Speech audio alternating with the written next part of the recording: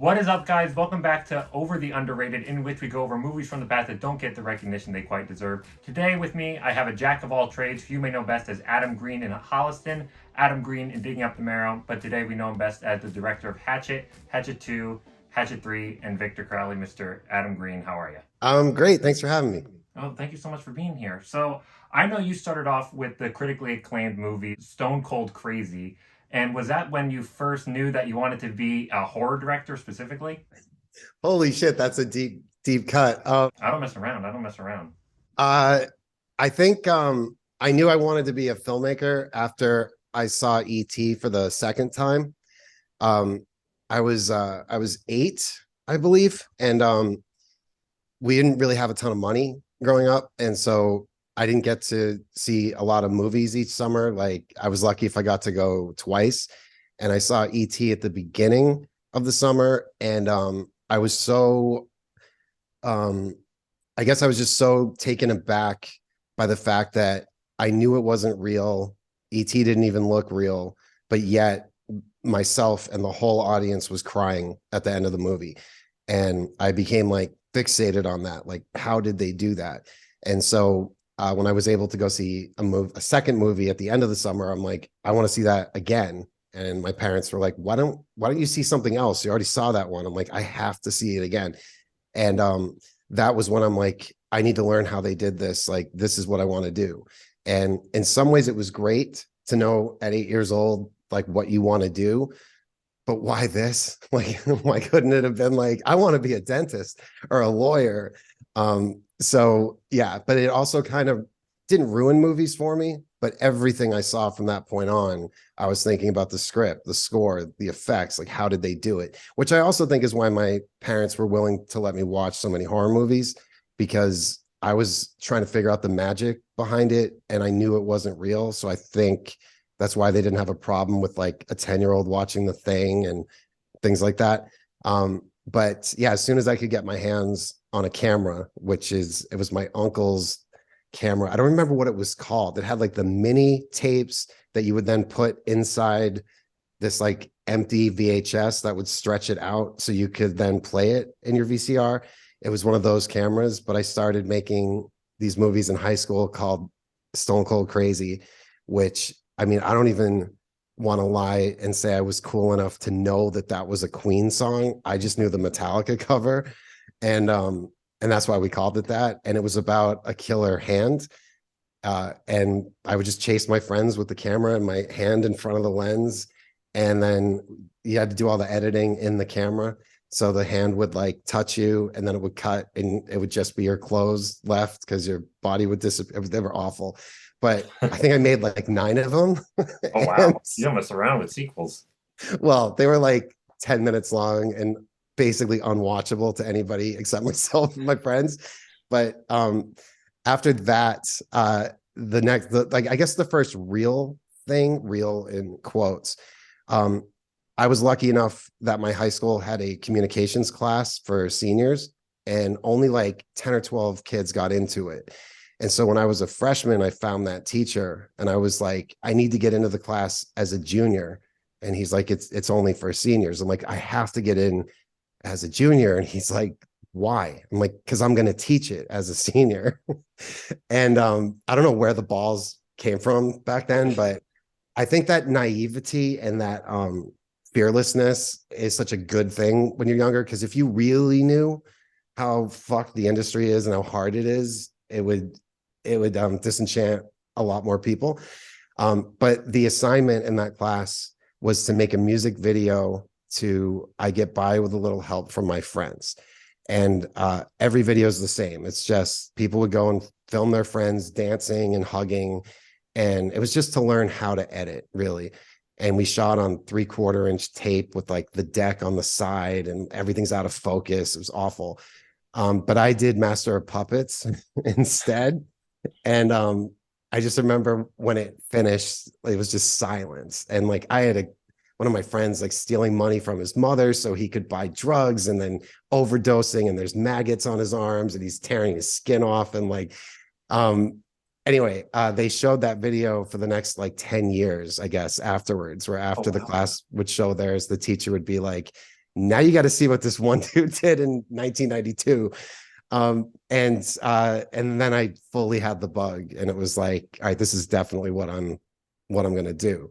And it's hard when you specifically want to do horror movies, because most people, they want to do big giant studio movies or win Oscars. And when horror is your passion, it can't be about that. Like the second, I always say this, the second you start a script with exterior swamp night, you like already, like you can kiss any type of credibility or like awards and stuff away.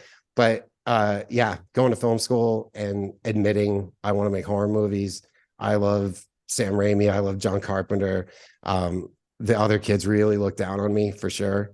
And yeah, but I'm the only one who actually ever made anything. So who's laughing There we now? go. Exactly. Ironically, when I was, iMovie was big when I was a kid. So my first, while it wasn't Stone Cold Crazy, my first ever movie that I made was Mr. Crazy. So that'll. But do you think now Think with now the with But we're modern, both there crazy. we go. Crazy is just really lucrative, I guess. I don't know, but do you think? How do you think your younger self now would fare with all like? Because horror is kind of mainstream now. Horror is kind of respected. It's a lot less, oh, you like horror movies, I'm going to look down on you. So do you think you would live a lot better nowadays? I don't know. I definitely would kill to be young and have access to all the ways that you can make movies now. Like I know people hate when they hear this, but you literally can shoot a movie on your phone now and have it look pretty good. I don't think you can just point your phone at something and make a movie. You need to know how to do it.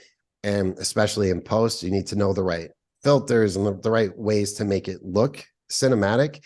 But I would kill to have that, because I mean, even when we made the first Hatchet, we shot that on film. It wasn't until I think Hatchet 2 was the first movie. So it was like my fourth movie when we started using digital. And even back then, I don't think the red camera was quite there yet. Stuff like rain and blood splatter, like you can definitely tell it's video, but it's come such a long way since then. And being able to make things and edit it on your laptop and everything, like it's amazing. And I'm always encouraging people that want to do this to take advantage of that. Like you don't have to go to film school. If you can go, then by all means go for sure. But if that just isn't in the cards for you, you can't afford it, whatever the reasons might be, don't ever let that be the reason why you don't still pursue this dream. Because I can promise you, nobody has ever asked where I went to school, what my GPA was. And like, I took school so seriously. I got a Bachelor of Science degree in TV and film production because a Bachelor of Arts wasn't enough. Like I was always that guy. Like if I could go back, I would have way more fun in college and not be constantly thinking like I have to make a movie by the time I'm 30. If I don't make a movie by the time I'm 30, I'm dead. I'm like, I'll never make it. Like I would calm down a little bit and have more fun. Well, thank God you did, because the Hatchet's amazing. But I think practical effects look so much better on film than they do digital. But what are your thoughts on CGI? I just watched Renfield and I thought the movie was good, but there are so many parts of CGI and it just kind of takes me out. So do you think CGI should be used when necessary or avoided at all costs? It really depends on the movie. Like obviously for anything sci-fi or like the Marvel movies and these big giant sweeping epics and stuff, they have the budget to use CG in the best ways possible and have it look believable enough that the average audience member can look past that. But in the 90s, when everyone was starting to use it as like a shortcut around practical effects, so many of those movies just do not hold up now. I mean, they're just unwatchable because the CG is so bad. I've always tried to do everything practical that can be done practically, and then just use CG, for lack of a better term, to fix things, like to remove cables or smooth things out. But like if Victor Crowley had been a CG character, I just don't believe anybody would have ever connected with him. And even though, yes, it's Kane Hodder in all kinds of makeup and latex, and especially with the first two, it was foam latex. Then we moved to silicone. It's I don't know. I think the practical made all the difference, especially at the time when the first one came out, because man, that first one was so hard to get made because everybody passed on that script. Like it went literally everywhere in this town. And it was great because it got me other work and everyone really liked the writing. And I'm very grateful for that. But like resoundingly across the board, it was, first of all, slashers are dead and nobody wants a movie like this anymore. And then second of all, you have to pick a side. Is it going to be funny or is it going to be this violent? But it can't be both because it's too hard to market and those movies never work. People like them and eventually they find them, but they never work.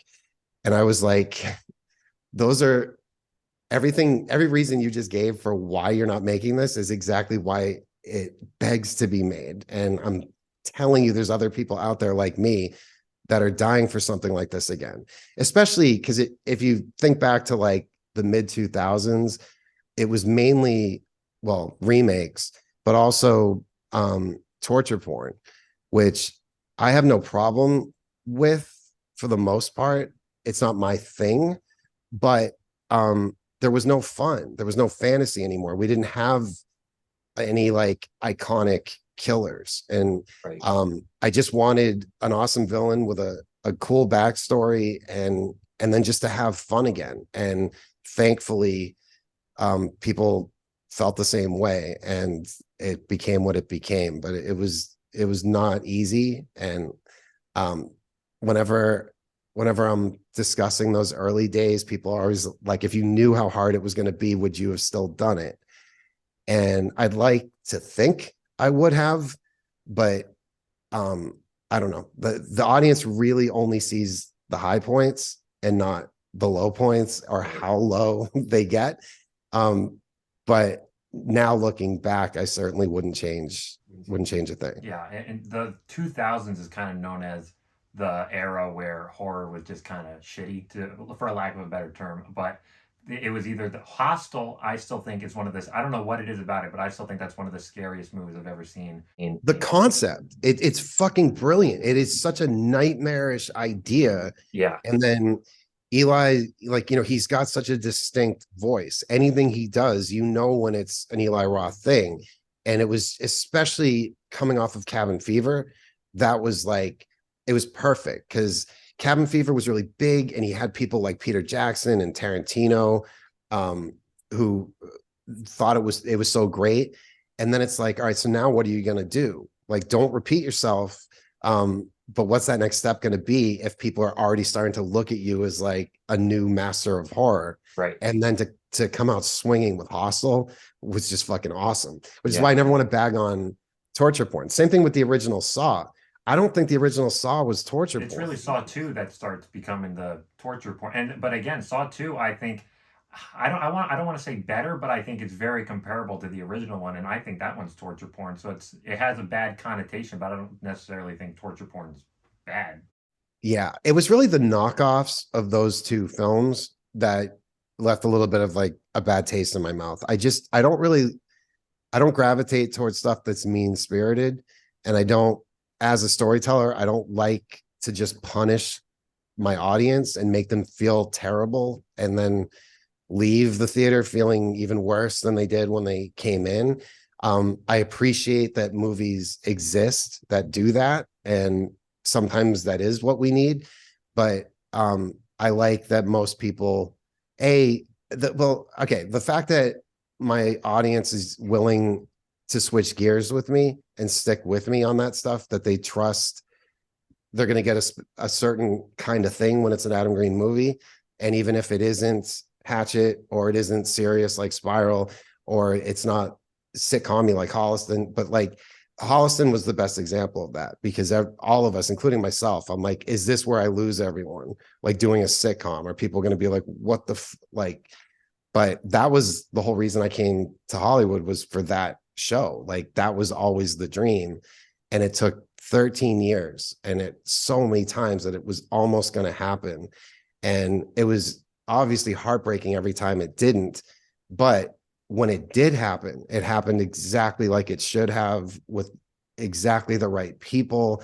The fact that we were the flagship show for a new network is the only reason why it even had a chance, because a show like that on a major network, it would have been canceled immediately, or I would have had to completely change it. And I don't know, it was all great. Obviously, for how it ended with that show, it's still heartbreaking to this day. I don't know if I'll ever be over it, but um, you know, at least we didn't get canceled. I guess that's one good thing. Right. But Yeah. to lose a dear friend and cast member like that, and then the network goes under in a merger, and it was so painful. And I mean, that show, especially for how we made it, like, it just deserves to exist. It's new. It's something new. And people complain like we want more new stuff, and then they get new stuff, and then they don't care about it. But that show was made for people like me. I absolutely love that show. Thank you. Once it got onto Shudder, I think that was the first time that like a big audience started to see it, and it like found its people. It's so I don't know. People are always like, "Are you going to do more?" And like season 3 was already written when Dave died. Obviously, things would need to change, but I know I still speak on behalf of everybody that if we ever had the opportunity, of course we would come back and do it again. But it's hard, man, because like when we made that show, that was 11 years ago now, I guess 12 years ago, 11 years ago. When, yeah, because I think I want to say the season 1 premiered on TV in 2012, right? So 11 years ago. And the idea of doing an independent sitcom, like nobody had done that. Right. And they still haven't. And it's sitcoms, I think in the industry, those are NBC, CBS, ABC, they're family shows for the most part. Like it's a very specific thing with a big name comedian in the center of it. And like that's how those things get made. And so a lot of like there were so many times since FearNet where it seemed like it was definitely happening again. But it's hard for executives to wrap their head around it. That we can do it so cheaply. Because I mean, we did each season for 800 grand for the whole season. And then they'd be like, well, wait, how does that work? But then, well, what network is it going to air on? And I'm like, it doesn't matter anymore. No, like when people watch a TV series on Hulu or Netflix, they're not like, but wait, what network was it on first? Because that matters. Nobody cares. And people like to binge watch stuff, which is great for sitcoms, because one of the hardest things with sitcoms is that the first episode or two that you watch, it's usually not very funny because you don't know the characters yet. Like everything just seems awkward, especially with the audience and the laugh track. And it's like, what the fuck? So with Holliston, when we sent it out to critics, we sent the first 4 episodes because we knew if we just sent the pilot, we were going to get probably torn to shreds. And the other interesting thing was that first season was 6 episodes. And knowing that, and I learned this lesson the hard way, you never want to shoot the first scene of your movie first. Like you want to start with something else. And so with Holliston, the first thing we shot was episode 4, which is Candyman with Tony Todd. Yep. And the first episode, the pilot, was the last thing that we shot. And so many reviews were like, by the time it gets to episode 4, you can tell they really know what they're doing. And like the cast is much more comfortable. No, you're more comfortable because now you're familiar with the show and the sensibilities and the characters, and things are funny. So I love that people, when it hit Shudder, that they could binge those first 2 seasons and really enjoy it. So anyway, yeah, hopefully someday we do get to do it again. Yeah. I don't know why it hasn't happened yet, but I think it's you can only try to push a boulder up a hill for so long. And then usually it's when you stop pushing, suddenly things start to happen. So we'll see. Maybe someday. But streaming services also can kind of give a show a second life because Scream Queens, I don't know if you've ever seen it. I thought I was going to hate it. I watched it, absolutely loved it. But You mean that the show, Ryan Murphy one or the reality show? the Ryan Murphy one, Yeah. that one, not there's so many big names, but not that many people saw it. And then it got a whole new life on Hulu, and now they're talking about making a season 3. So I hope that happens. That would be great. love that one. But going back to Hatchet, I think is the only horror franchise that goes from Hatchet's great, but I think Hatchet 2 is better, and then I think Hatchet 3 is better than that, and Victor Crowley I think is the best work. But do you personally have a favorite? My favorite was always Hatchet 2. The experience of making Hatchet 1 is so incredibly special, having been like the first real movie that we ever made. I've been with like the same group of people through all of this. And so that will always have a very special place in my heart. But 2, there's just something about 2, the fact that I was kind of able to slow down a little bit and really tell the full story of Victor Crowley. Knowing that 2 and 3 were always planned from the moment we started the first one, that was such a gamble to end the first one the way I did, where I had to assume there wouldn't be more and be okay with it if that's how it ended. But knowing I wanted them to always start right where the other one ended and everything. 2 is just, and the effects into the fact that was Pendergraft's first movie as the key makeup effects artist, because he was Buechler's foreman on Hatchet 1, but he did all the best stuff in that movie. Pendergraft's the one who did the jaw rip and the belt sander. And so when we did the second one, I'm like, you got to open your own shop, man. Like, this is your time. Like, this is your thing. You got to do it. And he was like, I don't have money for a shop. What are we going to do at my aunt's garage? And I was like, yeah. And everything since then has been done in his Aunt Ollie's garage, which is the name of the company. But every single thing I've ever done, all the effects were done in this old woman's garage. Well, they came out pretty damn good for being in a garage. Right. But it's just the passion behind the people working on it. But then the floor of my life fell out, so to speak, in 2014 when Brocky died, and then FearNet got dissolved and Holliston got put into purgatory. I got divorced, like all within 2 weeks. Like, it was just horrible. And I didn't know what I was going to do next. And I just knew it was going to be something big. Like, I had all these big things in development that were like big studio budgets and stuff. And it was like, it just felt like now it's time to go do that. And then I'd been in such a depression, and I was such a recluse for, at that point, well over a year.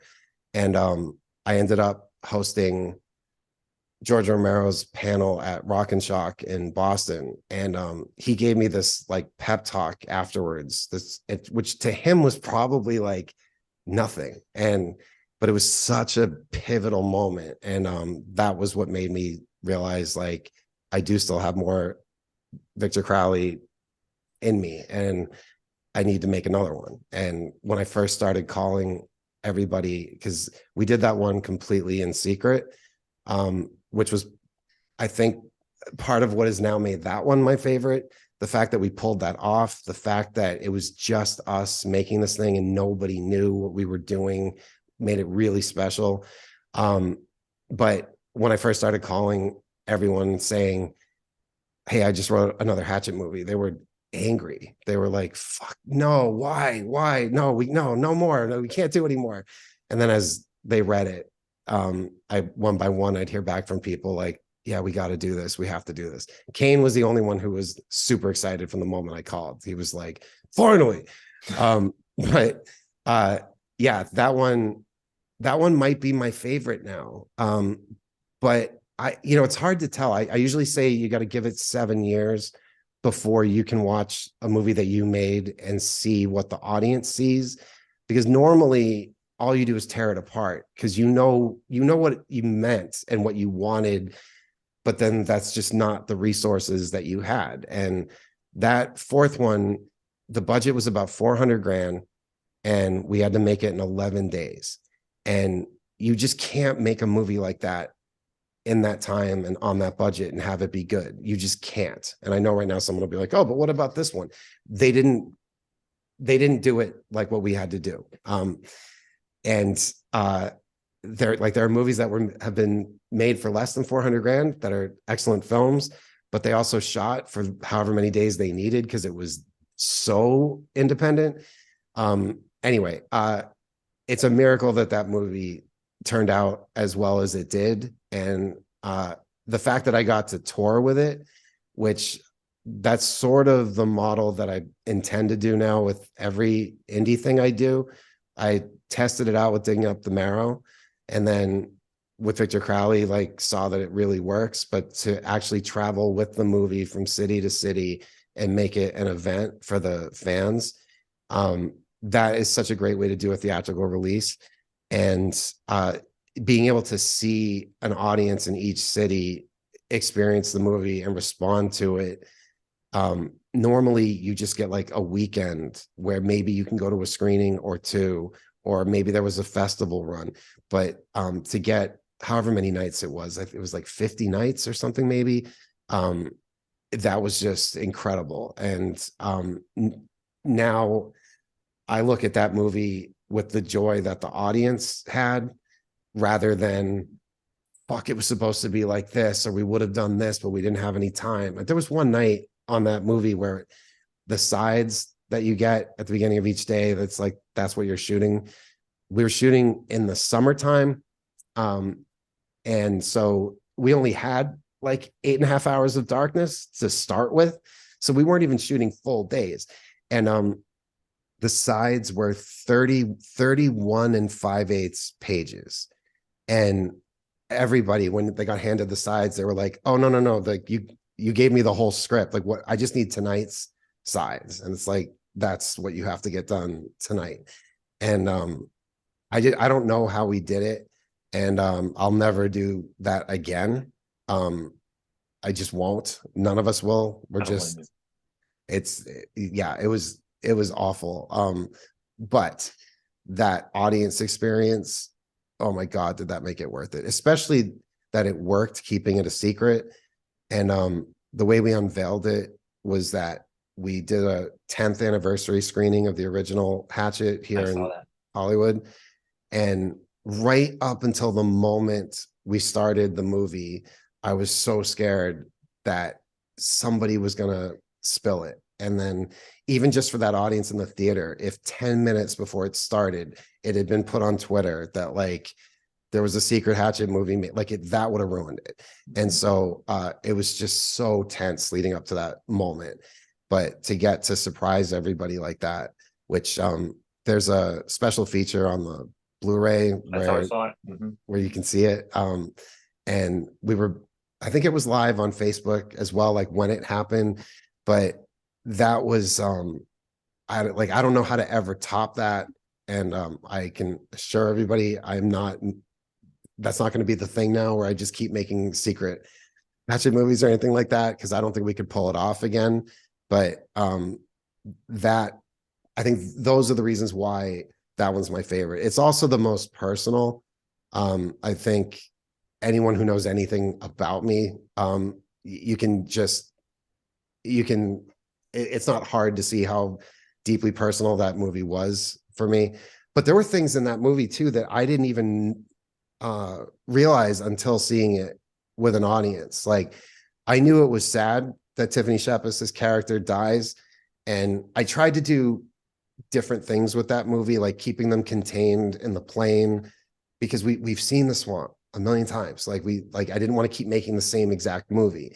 And it's hard with fans because they always say they want something different, but they also want to feel like they did when they saw the first one, which is why a lot of times it doesn't matter if the sequel is actually a better film. They don't like it as much because it doesn't make them feel like that first one did. and you're a different person by the time the sequel comes out. You're older, you've had life experience. Like, you can't always recapture that. And anyway, so I wanted to do something different, and I knew having an actual sad moment to have actual terror and dread, because the other movies don't really have dread. It's like he just comes running at you and he kills you in a creative way. Like, But with Victor Crowley, there with the plane sinking, that adds a whole new level of tension. That eventually they're going to have to get out of this plane, and it's either drown or face a scary monster. yeah. And so that was the goal. And then the first like big audience, which I guess was the night of that secret premiere, when people started crying when Shepis died, I was really taken aback. And then it was kind of like that every night, where it would just suddenly be like silence. And there was a small amount of people that were like not happy about that, who were like, I didn't expect that. That's not what I want in a Hatchet movie. I just want to laugh. Like, that fucked me up. Like, I didn't like that. But I didn't realize at the time, like, I was working out my own shit, because like going through the divorce and everything, and having to do therapy and all this stuff, and like come to grips with like, all I ever wanted was kids and a family. That was the most important thing to me. And then feeling like, all right, well, that ship has sailed and it's just not in my cards. And rather than grieve it, I have to just accept it. And it's, that dream is dead. And I didn't realize till seeing the movie 5 or 6 times with an audience that that's what that scene was. And that's what I was working out myself. And so it's things like that I think make that one so special to me. And getting to see audiences see it that many times. I can tell you, as great as the audiences reacted to the other three, that one was like off the charts. I just think that I was an even better writer by the time I wrote that one. I think the comedy worked better than in the other one. No, I don't want to say better. Like, it's not that it wasn't good in the other one. I don't know. There's just something about that one where everything worked. All the great elements of the previous movies were there.